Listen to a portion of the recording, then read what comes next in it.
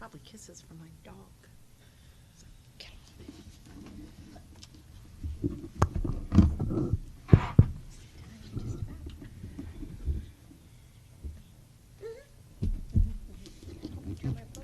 No smiley faces out there. Nobody looks grumpy or anything. That's good.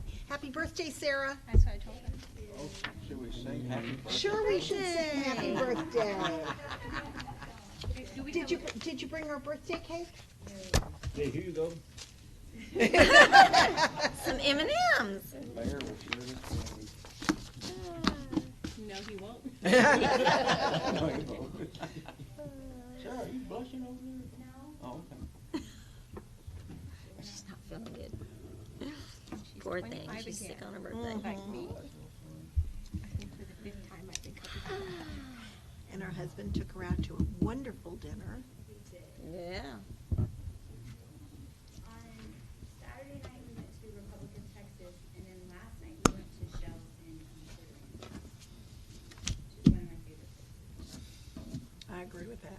Both places. Gary, you might not have been to Republic of Texas yet. Oh, it's really nice. That's It really is good. Oh, yeah.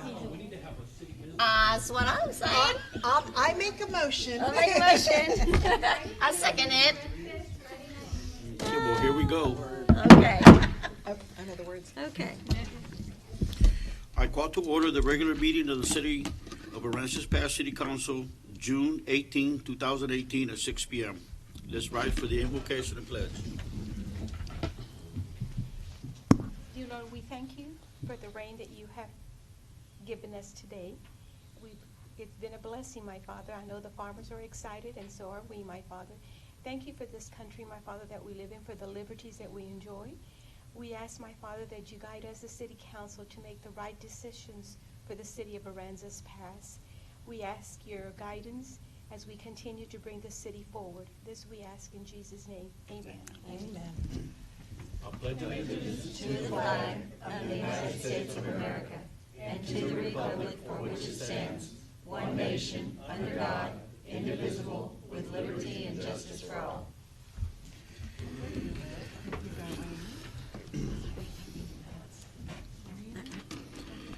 Now we go to the consent agenda. All of the following items on the consent agenda are considered to be routine by the City Council and will be enacted with one motion. There will be no separate discussion of this item unless a council member so requests. If discussion is desired, that item will be removed from the consent agenda and will be considered separately. I make a motion that we approve the consent agenda. Second. All in favor? Aye. And now we go to City Manager. Mayor and Council, I have one item that I'd like to present to you for your consideration. And that deals with the environmental work out at Common Ground Harbor. And that's, Jacqueline, who you know well by now, is here tonight to give you details. In fact, I think I'll ask her in just a second to come up and kind of give you an overview of where it is. But what you have before you is the cost of some additional work that's going to cost about $26,000. As I indicated, I think it's moving well, quite frankly. But there will be some additional work that's needed. We thought that might be a possibility, but that's what you'll be acting on tonight. With that said, Jacqueline, do you mind coming up and updating the council on where the environmental work at the three spots, where that is, and if you want to add to what this additional cost is about, feel free to do that. Council, hi, I'm Jacqueline Gordzinski with LNV. As Gary said, this is for additional work out at Common Harbor. This is specifically for the JBS site. A little site background on what we've been doing out at specifically JBS. So we knew that JBS had some contamination. I'm dealing with both soil and the groundwater. We did a mobile remediation event, which basically I brought out a bunch of equipment. We hooked it up to the wells that were already there and sucked out product. It went very well. There's very little to no product left, and so now I just need to address the soil. So we started doing that. We found a tank underground we didn't know was there. So that's what this additional request is for, is we found more soil in an area we didn't expect to go, and we had to remove the tank. So we need to keep following the contaminated soil and take it out. Contaminated soil can leach so more product could go into the groundwater, which we definitely want to avoid. But in general, I think JBS is going well. The fact that we took out all the product that is in the groundwater now is a really great step. The other two sites that we're working on out in Con Brown Harbor, Gulf King and Coastline, I did the initial work at both of those sites and submitted the reports to TCEQ. We're waiting on their response. I didn't find anything too, I guess, exciting might be the term I would use. So I'm hoping that TCEQ just says, sounds great, continue what you're doing, and lets us continue with improvements to the peninsula. Anybody have any questions? And want to remind the council, once these three issues are addressed and we're well on the way, then we believe we've addressed everything that TCEQ is asking the city to address at Con Brown Harbor. Should I do this one statement? Maybe. Okay, y'all, please don't find anything else? Yes. Do you have an idea? Be corrected after this. Do you have an idea what additional cost that would be? with the other two sites? Okay, so at the three sites, normally you submit some type of report to TCEQ that tells them, I found this, I think I need to do this in order to address it. At Gulf King, there was a leaking tank. How we're planning to address that is by deed recording the land that the city owns, saying basically you can't put a water well here, which makes perfect sense because there's already city utility out there. And then capping that area, which you're already planning on doing construction in that area, so that fits in with your plans already. Coastline, which is, there's old water tanks over by JBS, map might be helpful, but in that area, development's also planned. I didn't really find anything too, again, exciting in the soil or the water, so if you put, say, a parking lot or a foundation to a house on top of that, that would address the problems. So I just need TCEQ to agree to these things. And then it's really no additional cost to you because it's already what you're planning to do. Good. Approximately how long do you think it'll be before TCEQ gets back with you? So, Gulf King and Coastline, I expected to hear from them this month, so they have a little bit left. They tend to take longer than you think, so it might be next month. So those would be responses to those two reports. JBS, I have to take samples for at least a year to prove to them that the groundwater is clean. I've taken the first. I have to continue taking them until springtime next year, and then I would write a report telling them it's clean. Can you please release this site? Wow. But we believe we can talk with them. The possibility of moving forward, as long as we're showing that we are accomplishing what we set out to accomplish, that would give us some more flexibility. Yes. Is the thing. Particularly with adjacent sites. So I am making the case to TCEQ, we're addressing the sites that are the problem. Can we please work around them? And I think we've made a good case for that so far. I just need them to respond and say yes.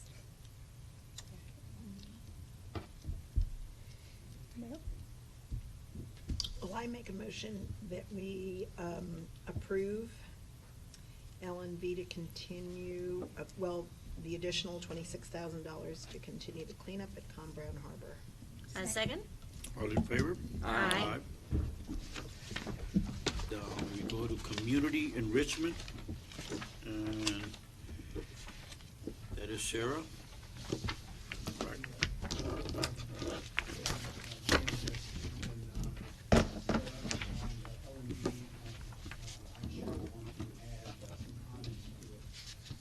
You'll recall, for the repairs to the Civic Center, we, first time around, got a bid.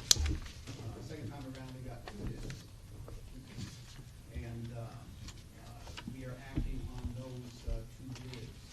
And the engineers are making, they are making a suggestion as far as where to go with. They have researched it and ready to make a recommendation to you, and we'll let them talk about that.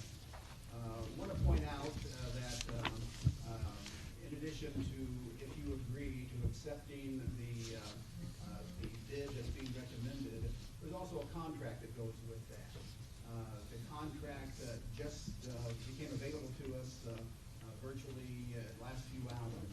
So I was going to suggest, as far as a motion goes, if you agree to move forward with the recommendation, that the contract, that this be approved as far as accepting the bid that you wish to accept and the recommendation, that that's the direction you want to go, with the contingency that the contract be reviewed by the city attorney. Again, we just got this, so there's been no time for the city attorney to review it.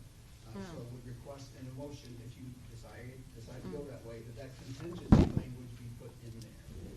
With that said, I'll ask Ellen Reed to come up and,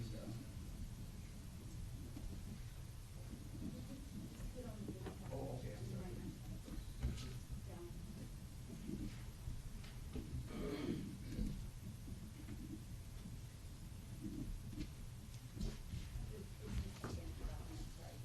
Next one down? Yes, it was one more down. Just so that everyone can see what. Just down bid tabulation. Yeah, bear with me. There, sorry.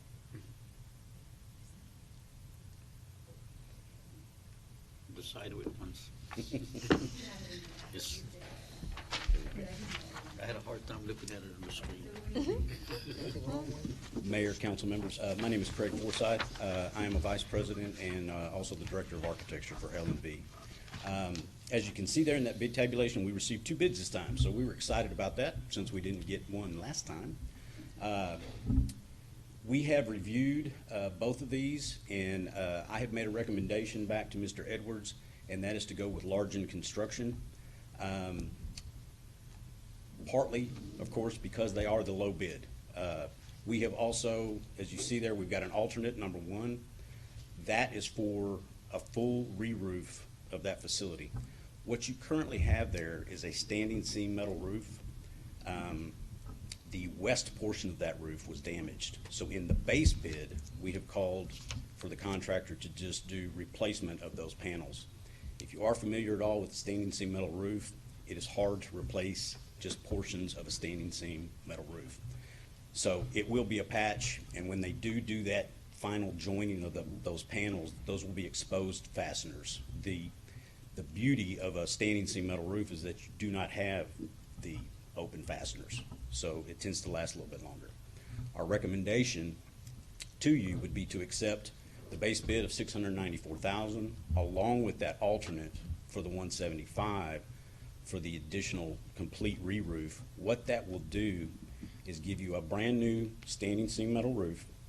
This standing seam metal roof that we're proposing is a Trimco model roof. The big selling package there is that each one of those individual panels, if they are damaged in the future, can be removed and replaced individually. So that could be a huge benefit. You currently have no warranty on that roof. Whether we repair it, just do that patch, there is no warranty on that roof. If we did a re-roof, you would then have a 15-year full lifetime replacement or a 20-year finish. I believe I got that right. So that is our recommendation. I'd be happy to answer any questions if you have. But even that re-roofing of the whole place is covered by the FEMA part? So, it would be 90% that would be, and Taylor, you might help me on this one. So when we're looking at the 694, that total with the 175, it comes out to be, the total project 869, of which 90% would be covered by FEMA. So the city would be responsible with the exception of the upgrade, right? You found out that today? Yes. Okay. When he was talking right now about it being able to replace one at a time, the sections, they might see that as an improvement to the roof, and they may cap us at what a roof would cost to put it the same way it is right now.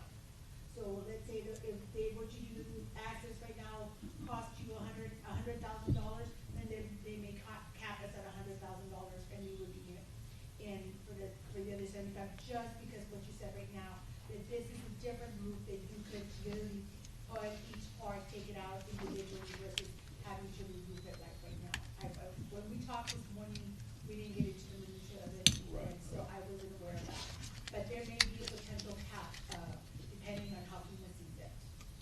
But I don't know what the difference between that kind of a roof and what we're proposing is the cost. So there's a potential just of that. And we don't mind talking with FEMA if that benefits you in any way, we can kind of have that discussion with them. Okay. And I will kind of throw out, we're doing a lot of work for the county, Refugio County, and we're dealing with FEMA on a daily basis, so I have no problem talking with those people if it'll benefit you in any way. I do want to add one thing just about the funding. All said and done, it would be great if it was reimbursable at 90%, but we are still responsible for 10%. We do also have to come up with this money up front and get reimbursed for, hopefully 90% from FEMA. So it is an action item tomorrow night at our MDD board for them to go ahead and front the city some of the money associated with this repairs so that we could go ahead and move forward with it. And then we again would make them 90% whole again after we're reimbursed by FEMA.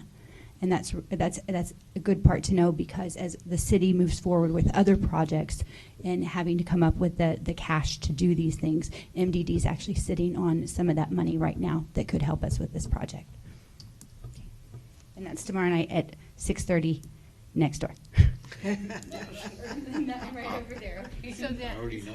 so just to make, I understand, you said that the 869 is 90% refundable by FEMA?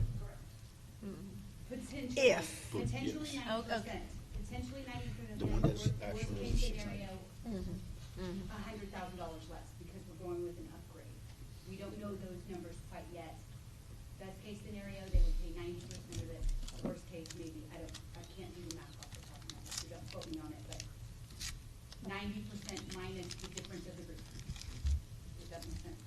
No, it doesn't, but. Well, okay. the construction. It's better yet, it's 10% plus whatever the difference is on the Yes, roof. there you Right. go. Yeah. We would have it. The construction cost on this bid from Largen is $694,000. So FEMA will pay everything. 90% of that. 90% of that, for sure. Potentially the rest.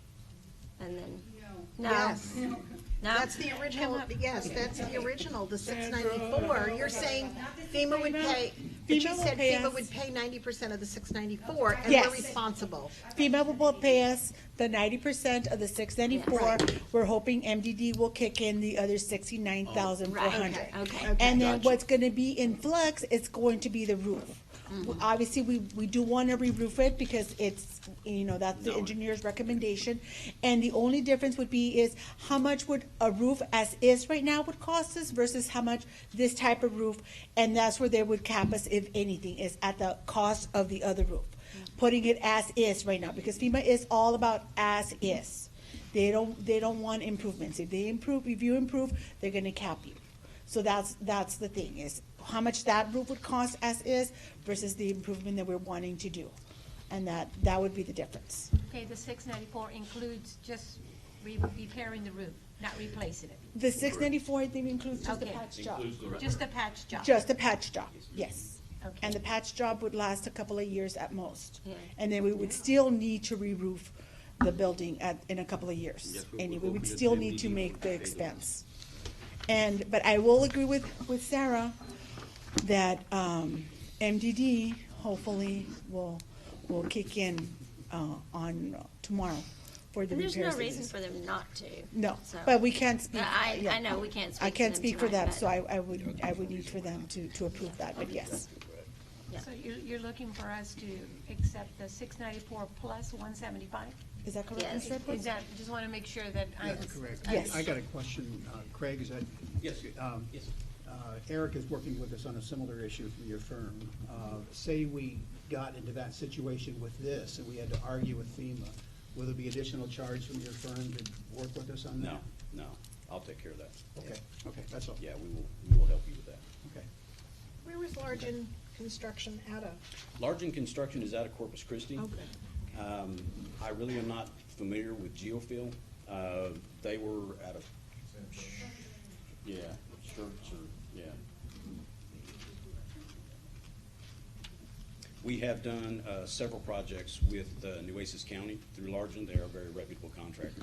Excuse me, he is smaller, he doesn't have near the overhead, so he's able to get his costs down. But a very, very dependable contractor. Any other questions? The favor of the council? I make a motion that we award the contract for improvements to the Civic Center to Largen. Contingent upon. Yes, construction, contingent upon the review of the contract by the city attorney. I'll second. All in favor? Aye.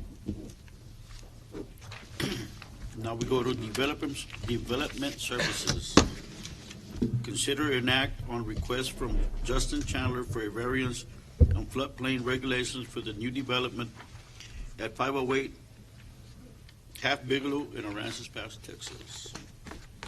Yes, sir. This is the 508.5 Bigelow, the formerly Cahoots Dolphin Encounters building. And so part of the packet is an elevation certificate that Mr. Chandler had done at the property. And the average ground elevation is at 4.85 feet. And the base flood elevation level out there is at 8 feet, plus the city's freeboard of 1 foot puts it at 9 feet. And so he is just a little over the 3 feet that FEMA would allow for the certified dry flood proofing. It is only by a few inches. Actually, it's by about an inch. So this variance request is for about an inch. But it is necessary. Again, we have to look at each property whenever this comes up. The letter that Mr. Chandler provided outlined the proposed business operations. They are wanting to do a marine repair shop. And so they are intending to have a operation where they're directly using a crane to directly lift the motors out of the water. And so based on the operations that they're wanting to do, it does appear to be functionally dependent on its location in the harbor to operate. So I also included the CFR, Code of Federal Regulations, outlines on the variances, which we've looked at very recently. I put in bold the provision number 7 that goes into the details about the functional dependency. And it also outlines the other requirements earlier in that provision. The due diligence on Mr. Chandler's part, if this variance is granted, would be to have a engineer sign off showing that the development that they're doing is not going to increase floodwaters on the adjoining property, and that would not increase any hazards to life safety. But provided that all of these criteria can be met, and staff believe that there won't be any issue having those criteria be met, there shouldn't be, he'll be able to, he's already talking with the building official, they've already had inspections where they're going to be making sure that all the electrical is elevated and all other aspects of the building as much as possible are, they're looking at either wet or dry flood proofing. Neither would require that the building be elevated, neither would require it be reconstructed, but would provide for those minimum safety requirements.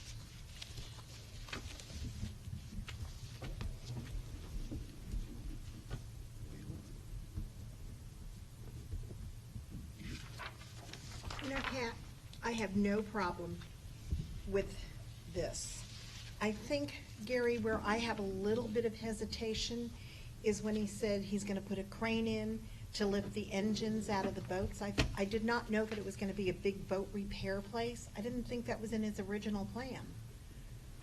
I thought it was small boats, trailers, but now we're talking a crane. He's not here. It's gonna be Yeah, and I apologize. the way I understand it's gonna be an I-beam that's gonna go out there. Right. where they can just I might be hoist them out. using the most Bring- simplistic language because, smaller Yeah. type yeah, and I crane. apologize if I'm not describing it well. I'm not Okay. very good with the mechanical. No, just an I-beam. Okay. With Just the the I-beam. Right, roller yeah. puller Okay. come along. One of those huge ones that you see at the. Well, that's what I was. that's Chuck, what- is that right? Is what Billy's saying correct, Chuck?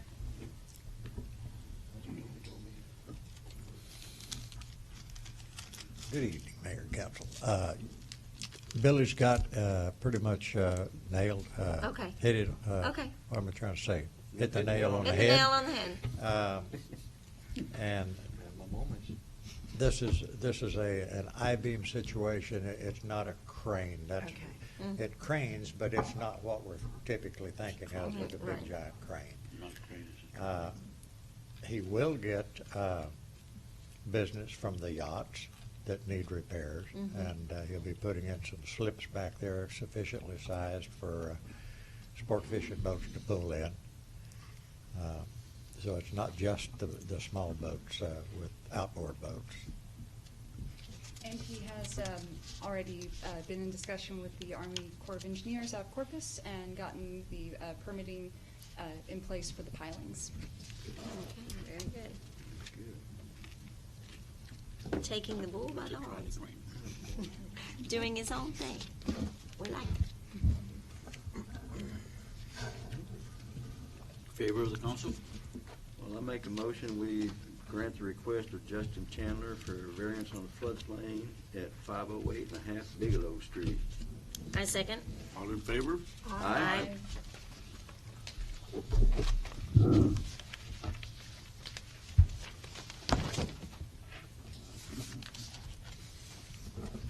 Mayor, council, just wanted to give you an update on how things are going with the building department. I'm thinking it's gonna slow down, but it seems to get busier and busier, which is a good thing. Right now, if you compare this time, May last year, we had 81 permits. This year, this month, we've got 170. So it's staying busy, which is a great thing. I don't really like to talk about the permit fees, but we're up. We're probably $50,000. What that translates into as far as the actual work that's coming into town.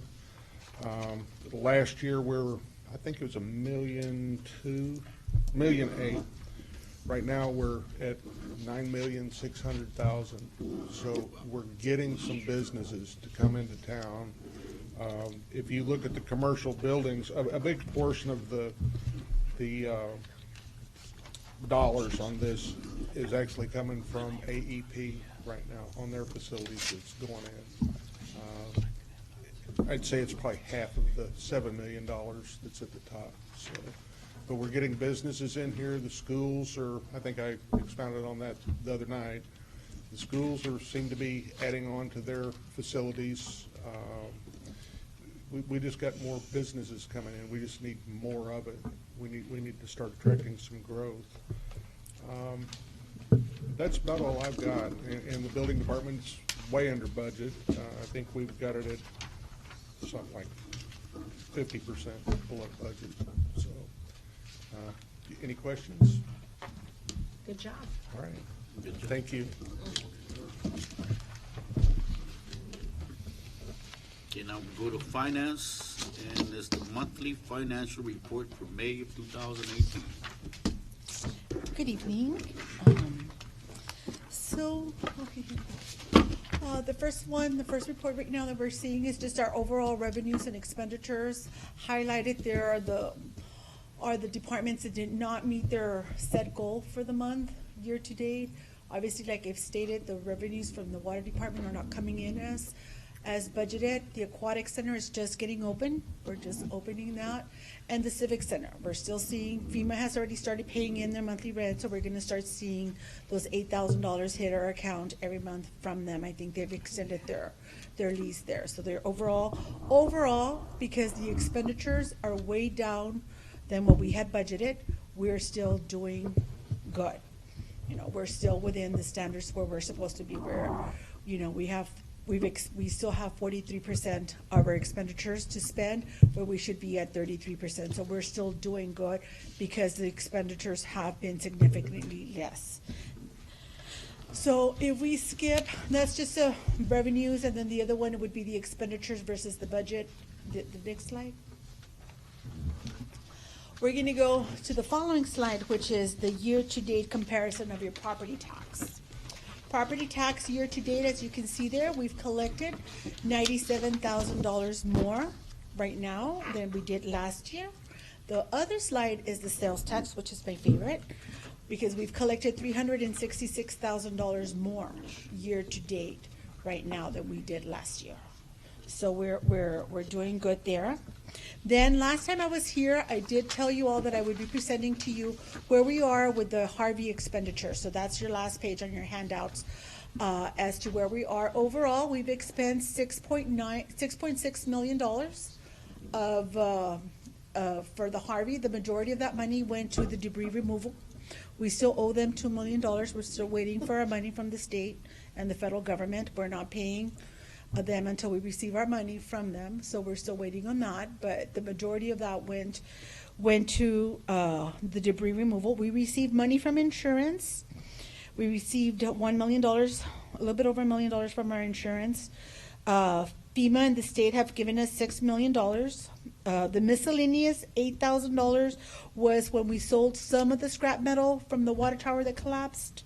That's what we received from that first couple of days that we sold it until we hired somebody to come in and just take over that operation completely. So we received that money, and not listed here is $25,000 that we received from, I know the mayor from Corpus brought that money, but it didn't come from Corpus. Coastal Bend Foundation, thank you, Mary. From the Coastal Bend Foundation.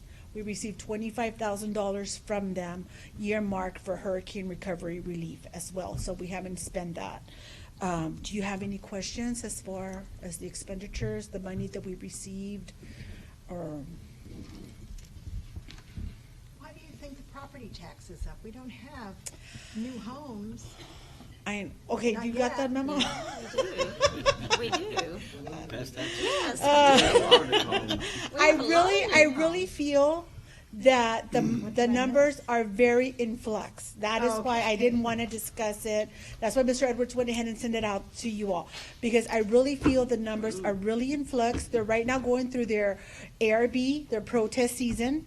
So until July 25th, when the chief appraiser certifies the values, even then they'll still continue with ARB with the protest. But right now, I really do feel that I saw those numbers also, and that was another reason why I really felt we shouldn't hang our hats on them. Yeah. At this point. So what I did suggest to Mr. Edwards was, let's use last year's numbers. Let's project a 10 to 15% decrease to be on the safe side. It's always easier to add to the budget than it is to call a department director and say, you know what, remember that I was going to give you? We're not going to be able to do that after all. So it's easier to add than to cut. So that's why. But yeah, I would say don't read too much into them. Okay. Let's wait until July 25th. Okay. Anything else? Now, what's on here on the streets is 419,000. We had a culvert that Highland, no, I don't want to say Highland, I think it was Highland Saunders. Okay, It was so a that- washout. Okay. It was Yes, it was a pretty big one. Remember that? Okay, so we had to do that as an emergency. We've just submitted that for reimbursement from FEMA, so that's already in the pipeline for them to return us back our money. But the biggest chunk was that culvert from Highland Saunders that we had to repair ASAP on that time. Yes. Anything else? Thank you. Okay, now we're gonna go to public safety. Consider an act on allowing the chief of police to enter into an agreement with Exxon for the free trial use of Exxon Citizen? Yes, thank you, Mayor and Council. Axon Citizen is basically a complement to our body camera system that we're already using. We actually use the online evidence vault of our body camera system now to submit all our criminal cases to all the prosecutors in all 3 counties. So they only receive digital submissions from us from this point on, or they have been. And basically what this will allow is, in the event we take like a criminal mischief report in the field, or somebody wants to share other types of evidence with us, screenshots, pictures they've taken on their cell phone, or digital estimates and stuff, they'll be able to submit that straight into our evidence vault in the cloud, and then it will be assigned to that case as well. We basically would give them a link. They click on it, they submit whatever their evidence is, and that starts that chain of custody over that digital evidence, and it properly files it into the right case folder as well, as opposed to what we do now. Sometimes they'll send us emails. Sometimes we get the emails, sometimes we don't. Sometimes we delete them without even looking at them because we're so picky on our phishing level of security. We don't just respond to emails out of the blue anymore because it's too dangerous for our internal data. systems. This is a free trial Axon's offered to us. If we want to get on board, we can try it out. There will be a fee later on if we decide to stick it out with them, but we do a lot of testing and trial runs with Axon. In fact, we're helping them develop policing software that's not even public at this point in time. So we're just asking for your permission to try it out. If it works for us, we may try to adapt it later on.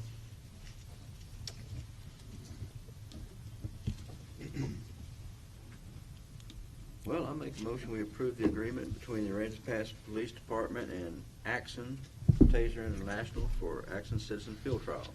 A second? All in favor? Aye. When you gonna try that taser on? We're going to have some taser training coming up. I actually was going to be asking you in updates. We're looking for some council member volunteers to be tased. We're extending the tase time to 5 minutes.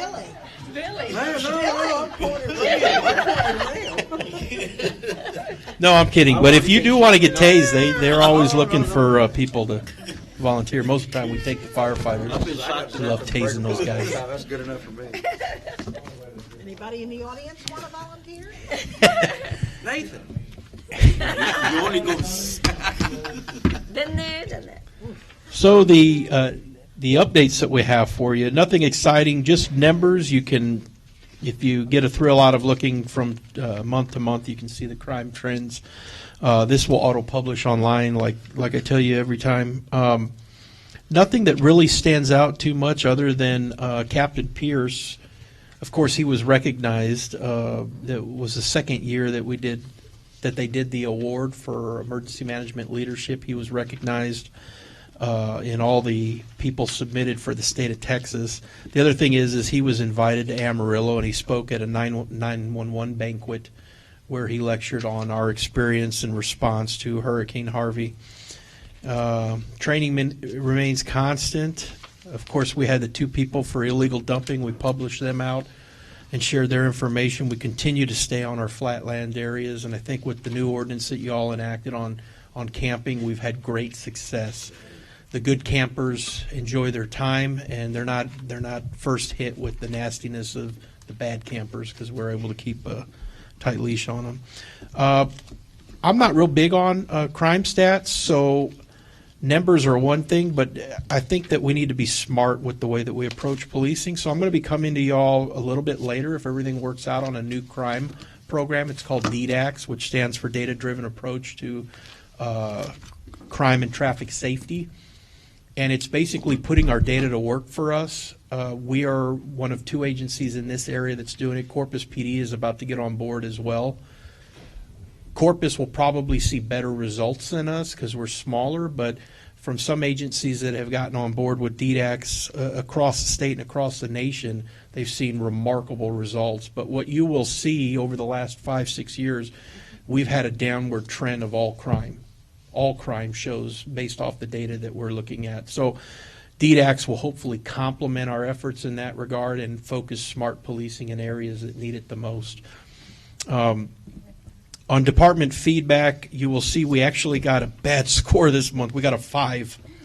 That's a bad one. And we got an 8, and I think the 8's better to talk about because the guy was going to give us a 7 based off his experience when we arrested him. We didn't know who we're calling, remember?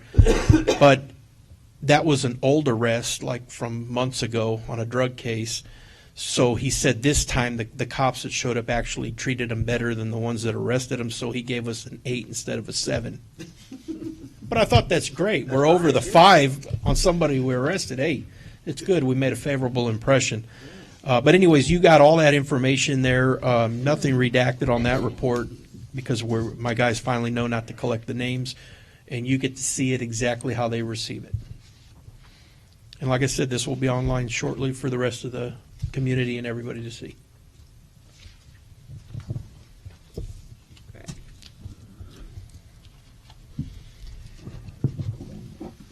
Now we go to city council or staff announcements. We have a presentation and discussion by Santos McBain, Management and Planning regarding Texas Small Business Rebuild Initiatives Business Grant, 0% interest loans and other rebuilding resources. Thank you, Mayor, Council, members of City staff. My name is Ray De Los Santos. I'm the Santos part of Santos McBain Management and Planning, also president of the organization. Handing out some information to you today is Ms. Haley Satterwhite, one of the members of our team. We appreciate you allowing us to be with you this evening. A little bit about what we do. Our company has been tasked to put together a certain initiative. It's an economic development related initiative that is focused on rebuilding small businesses within the 4-county area that was Harvey affected. So Nueces, San Patricio, Aransas, and Refugio counties. Our company specializes in economic development and programs, projects, and initiatives related to municipal government. So post-Harvey, as we were working within different communities that were existing clients, we were administering some grant programs, and one of them is one that you'll find in this initiative tonight. And as we were administering those grant programs, we were coming across a bunch of different resources that were available to businesses. But they were available not as a group or not as a focused initiative. So that business owner had to know what Workforce Solutions offered in terms of business recruitment for staff. They had to know what the Texas Workforce Commission was offering in terms of skills training. They had to know what a chamber and EDC was offering in terms of some grant opportunities. But there was not a one-stop shop. And we were working with many of these groups. If you look at this flyer that you've got in front of you, the Take Action Now event, you look at the bottom of that flyer, you'll see that there are 17 different organizations or coalition partners that are sponsoring this initiative and these events. And so the idea behind the Texas Small Business Rebuild Initiative and these Take Action Now events was to collect a conglomeration of different resources that small businesses can use free of charge to help rebuild their business. So I'm going to tell you a little bit about each of those resources. One of the most important is access to capital. And so part of this is a zero interest loan up to $25,000. It can be paid over the course of 4 years, and it can have a 4-month first payment deferment. That's one of the access to capital offerings available to small businesses here within your community through the Texas Small Business Rebuild Initiative. Another one of the access to capital offerings is a grant of up to $5,000. It requires no match from your business. There are eligibility criteria with both of these.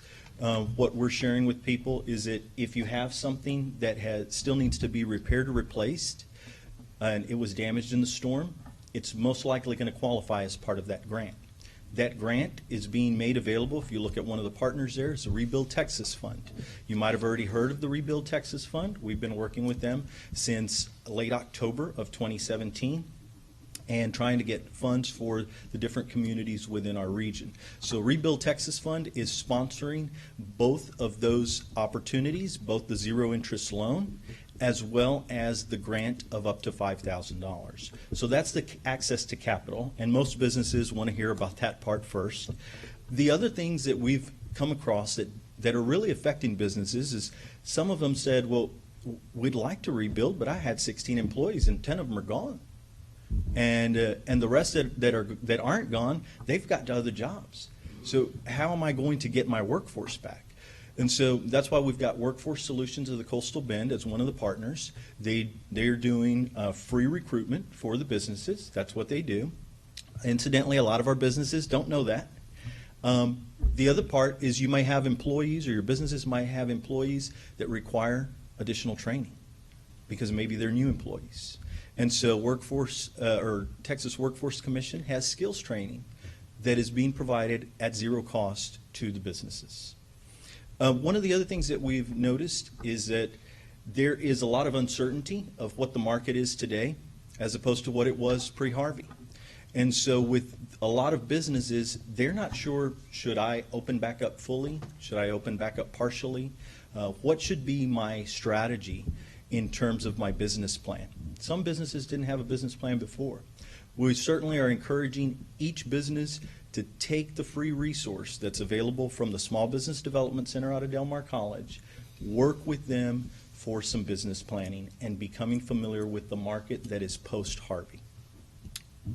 of all these resources, one of the ones that we have found that people have really wanted to utilize and have been utilizing throughout our events is the storm damage experts. We've got a couple of attorneys that are providing their time free of charge at these events. They're answering general and some specific questions for businesses regarding timelines, regarding appeals, and things like that. Many businesses are still fighting with their insurance companies to get claims paid or fully paid.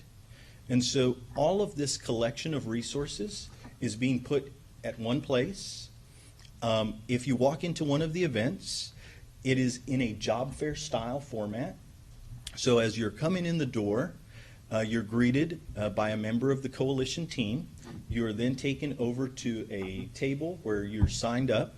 You're handed a folder. That folder has an explanation of all the resources that I've explained to you this evening, and it also has a contact list. It's got a contact list with the name of every organization that's part of this partnership and coalition. It's got a contact name, a contact number, and a paragraph of what each organization does. If for some reason one of those businesses has to turn around and go back to tend to their business, they've got everything they need in their hand in that folder.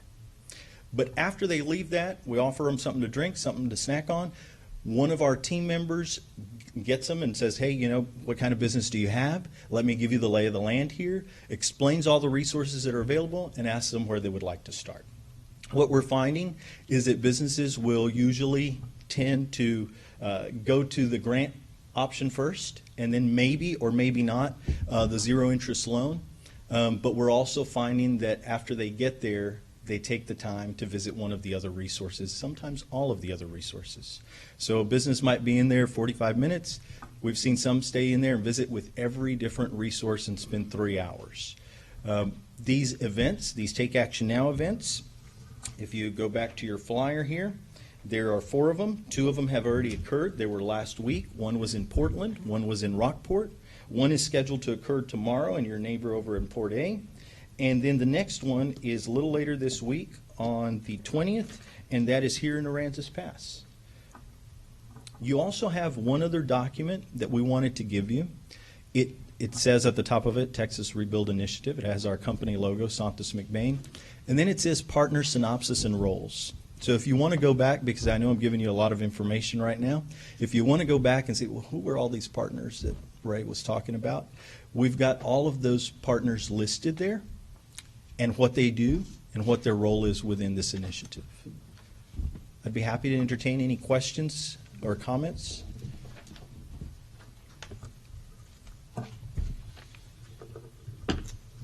Thank you for helping out our businesses. Let me mention one other thing that I forgot to mention. One of our partners is the South Texas Economic Development Corporation out of A&M Corpus Christi. And we work closely, our company works closely with Dr. Lee before the storm.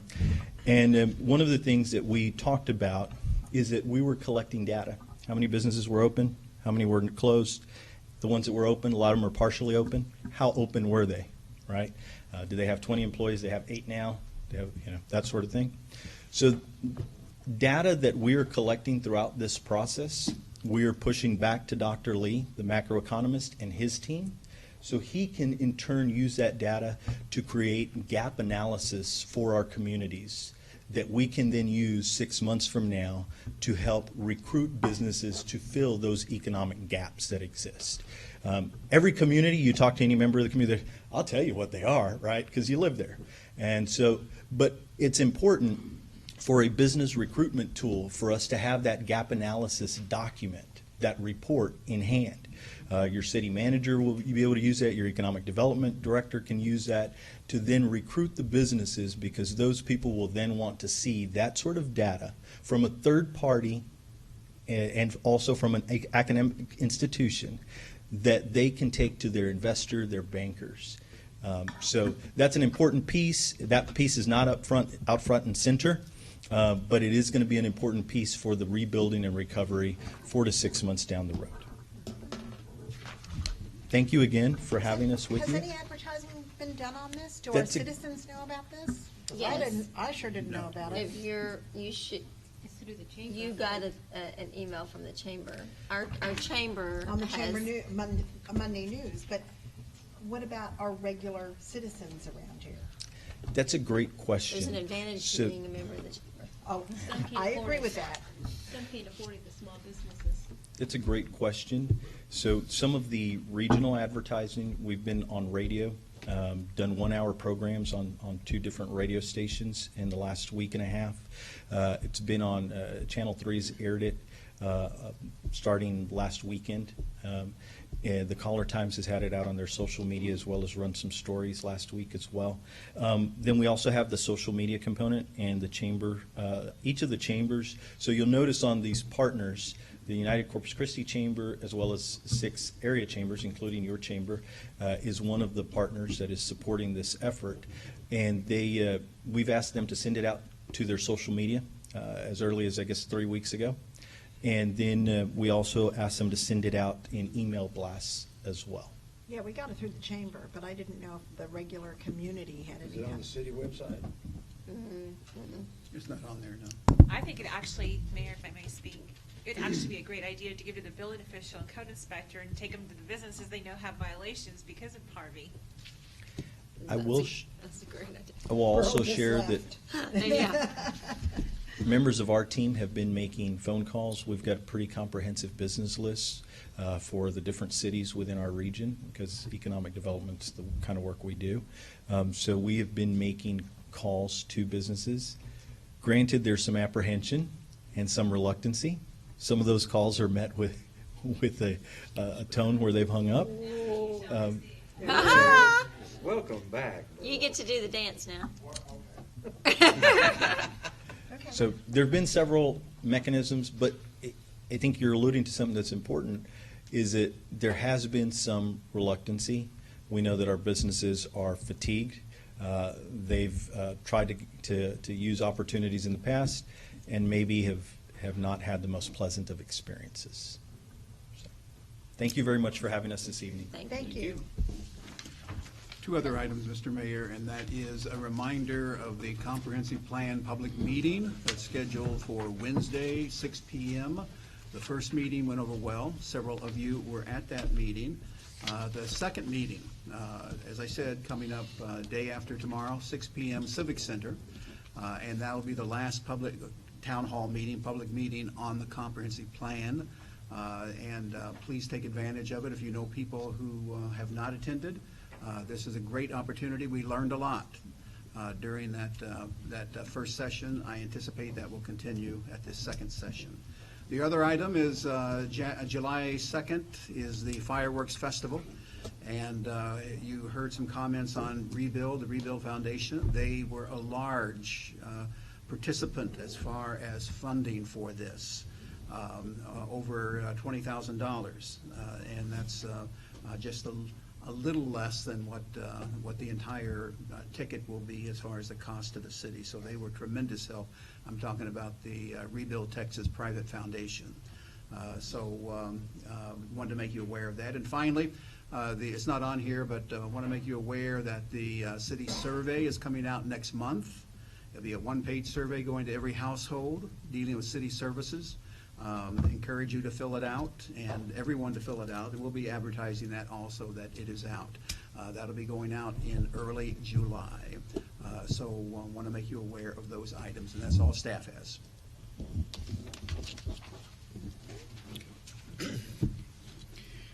Now we go to citizen comments. Citizen comments are intended for the matter that are not scheduled on the agenda. Please limit your comments to 3 minutes and state your name and address for the record. Be advised that the Texas Open Meeting Act prohibits the City Council from responding and discussing your comments. The law authorizes the following: make a statement of factual information, recite existing policy, advise that this subject may be placed on the agenda for a subsequent meeting.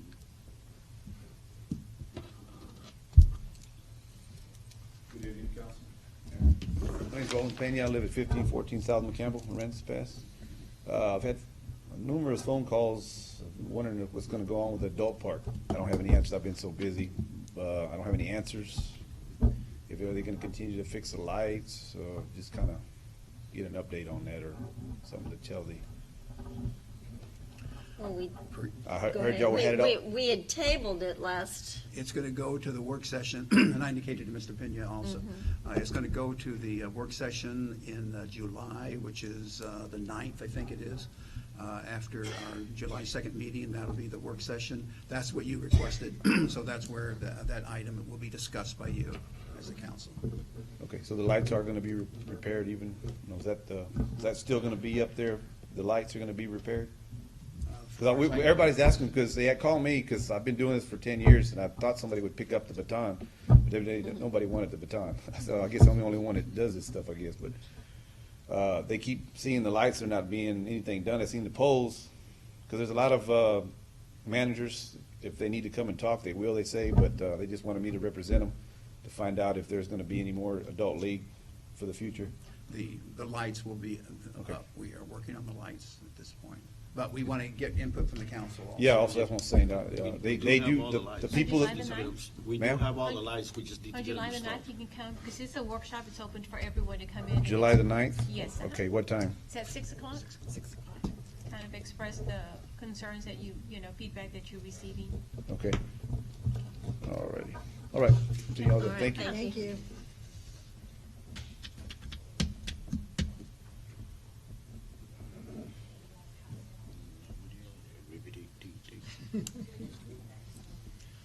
Okay, now, we're going to executive session, or? Anybody else? We good? It's Mary's turn. Okay. All right, executive session, okay. I didn't know Mr. Rummett wanted to speak, okay. Pursuant to section 551.071, to seek legal advice on the following matters. City of Aransas Pass versus J.M. Davidson, RLI Insurance Company, and Naismith Engineering, cost number S-14-6278 CV-C in the 343rd Judicial District Court in San Francisco County, Texas, and the Industrial District Agreement with Gulf Marine Fabricators.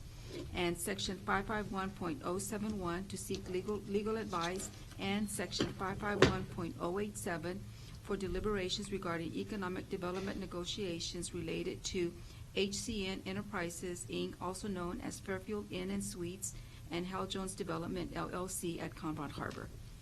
And the time is 6:55.